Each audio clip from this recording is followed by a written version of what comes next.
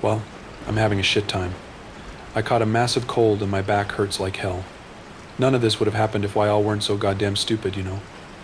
Of course, my pride has also been majorly wounded by having to crouch and crawl before someone like the Wood Demon. I had to give him a promise, but I'm going to keep that to myself for just a little while longer. Anyways, my brother Casimir is staying over. He's probably the one family member I have the most contact with. The others have scattered across the country, and aside from the money they send me to help with the upkeep of the safety measures around the forest, there's not much communication going on. Hell, I don't even know what they do for a living for the most part. Casimir's a real estate agent, so I know he's definitely a crook, and I hear one of my sisters married rich and now owns a gambling hall in Vegas. Good for her, I guess. There's definitely some family resemblance between Casimir and me, but he's way leaner and taller and he's got a hawk nose. He looks a lot like some humanoid bird of prey altogether, but in a good way. He's a very handsome guy, which has led a bunch of unfortunate women to fall for him. He's got these pale green eyes that have already sent countless girls over the moon. That he's also a total asshole with unresolved mommy issues was something they had to find out the hard way. Lord knows how many times I've gotten calls and texts from weeping girls who'd looked me up to get an answer as to why he'd disappeared. On top of that, he's got a bit of a gambling issue, since I live and entertain the Woods off of the money my siblings send me. That's been my problem occasionally as well. He provides me with a substantial amount on a regular basis, but sometimes he'll come around and need it back because he's made some debts again. Sometimes he comes up with other little side businesses, and then he'll spend money on that, but it's never worked out thus far. A bit of a waste, for sure. He's still my favorite brother, though. I like him for the person he is around me, not for how he acts when he's away. And the thing is, he'd do anything for me. One of my employees answered the door for him this morning while I watched from my window. After ringing the doorbell, Casimir raked a hand through his slick-back blonde hair and readjusted his grip on the bouquet he was holding. A black callus. My favorites. Shortly after, I welcomed him into my room. After our mom had died and dad had moved to Cali, I'd taken over the master bedroom as it was more spacious. I'd thrown out every last piece of furniture and put up completely new wallpapers. In fact, I have long since renovated all the rooms in the house. A lot of them serve as break rooms for the employees nowadays, some with beds or cots so they can nap. I still can't believe what you've done with the place, he remarked. I keep expecting Mom and Dad's old room when I come here. Feels weird. It was way too expensive, I admitted, plopping down in my armchair. I kind of regret it. I should have left everything as it was. Would have saved me a fortune, but I felt like I needed to do this at the time. How long are you staying for? Depends on how long that is going to last, Casimir replied, waving his hand in front of me to indicate my altogether state. You look like shit. Thanks, I said dryly. But why are you here? A friend of mine sent me this. He whipped out his phone and proceeded to show me several screenshots. I groaned, instantly feeling a headache coming on upon taking them in. They were of an online article. I won't drop any publisher names, but think BuzzFeed and the like. Someone had written about my woods, in the vein of a dark tourism recommendation. Location, description, and everything. Now, before you get all panicky, this friend is actually one of the editors of that site. And he also has a share in it. When the author submitted it to him, he recognized it. I'm real glad I told him about where I'm from that one time. Who knew it'd pay off? Anyways, it was easy enough for him to let it disappear on my behalf. He helped me bribe the author never to write anything like it again, so not to worry. That's not the end of it. Of course, I looked us up and it turns out we're an insider tip with the horror nerds, so I figured I'd best go and visit my big sister. My big sister will know what's what. Or not. Maybe my big sister needs to catch a break. He leaned back in his seat, smiling as he patted down his shirt. "AWM, you have no idea," I muttered. "It's been hell over here." So I told him everything, and now he's made himself at home in the guest bedroom for what's probably going to be a couple weeks. He'd had enough foresight to take time off work to help me out. I expect he'll be able to find more hires in no time, charming as he is. We're going to revise the guards' routes tonight and try to locate the blind spot where all these tourists keep coming in through.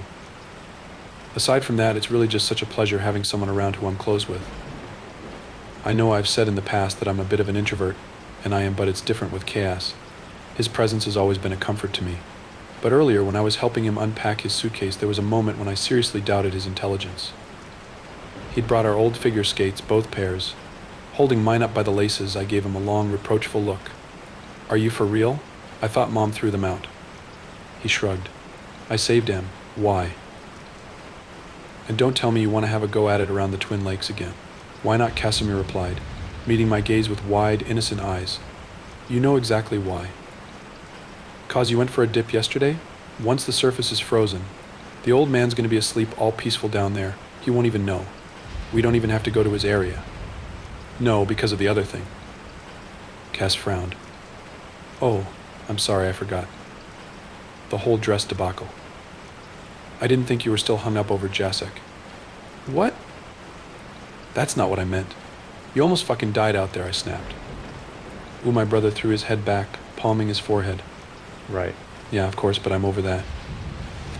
I didn't know what to say. I had to punch a girl's intestines for you, I gritted out. Bear with me, it'll make sense later. Yeah. And that's why I love you so much. I guess I'd best share the story behind this one. As you might have guessed from our conversation, Cass and I used to go ice skating on the Twin Lakes when we were younger, which by the way was before I started wearing my wedding dress.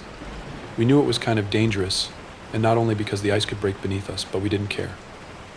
He'd had a growth spurt at 14 and already discovered early on that girls feel nice from the inside. He'd often ask my advice in matters of courtship, and weirdly enough, that had brought us closer together. We'd discovered we both liked ice skating, and we practiced it regularly with each other in the hopes of preparing ourselves to impress future wintertime dates.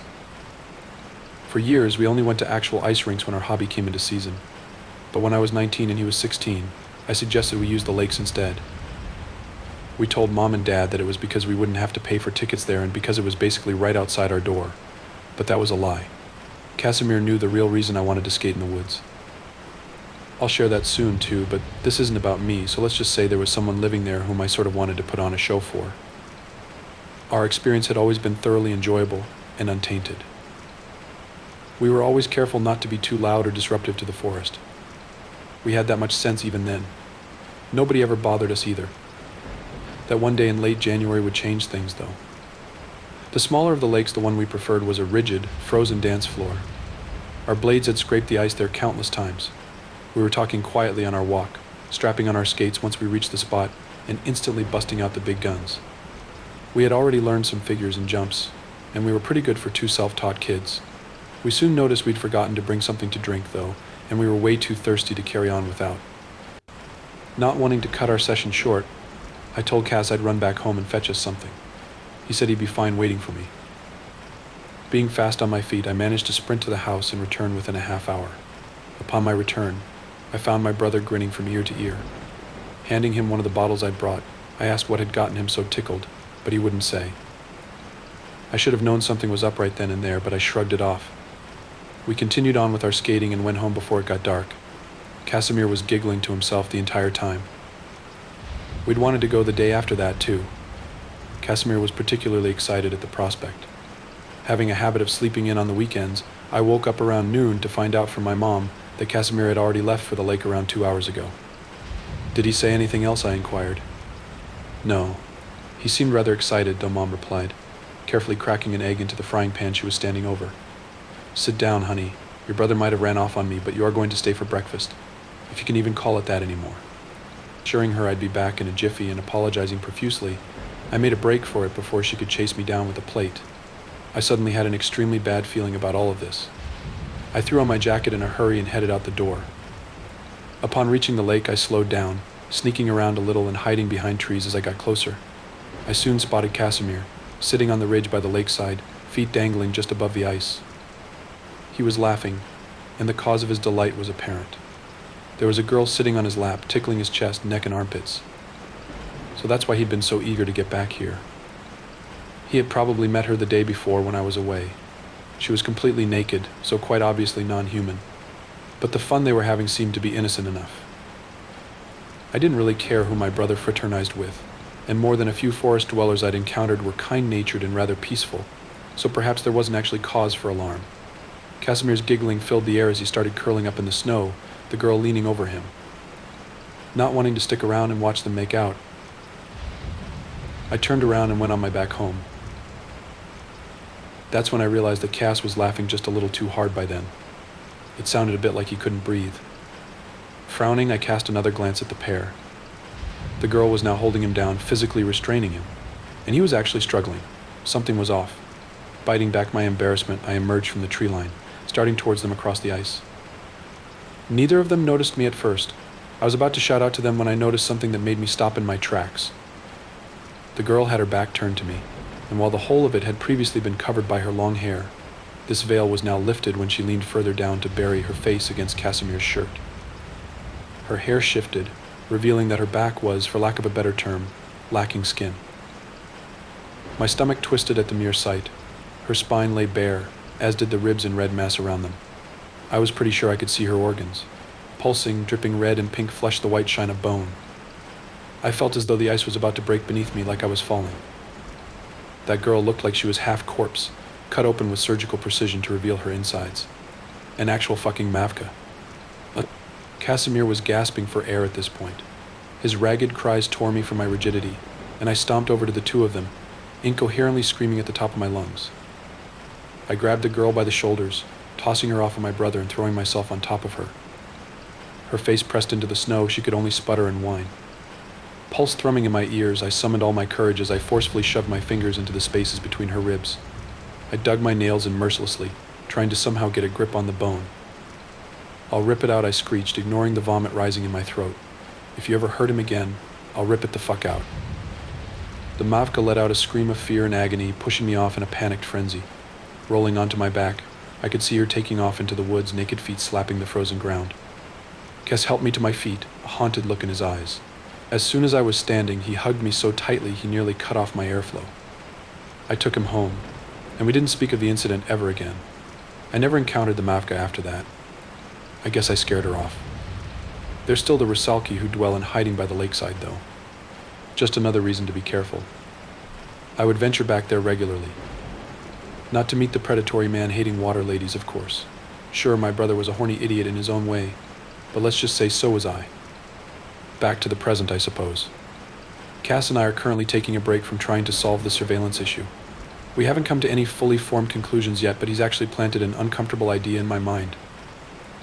If the guards' routes have been working all this time, and it's only now that things are going wrong, then there's a possibility that all these internet strangers are getting tipped off and let in.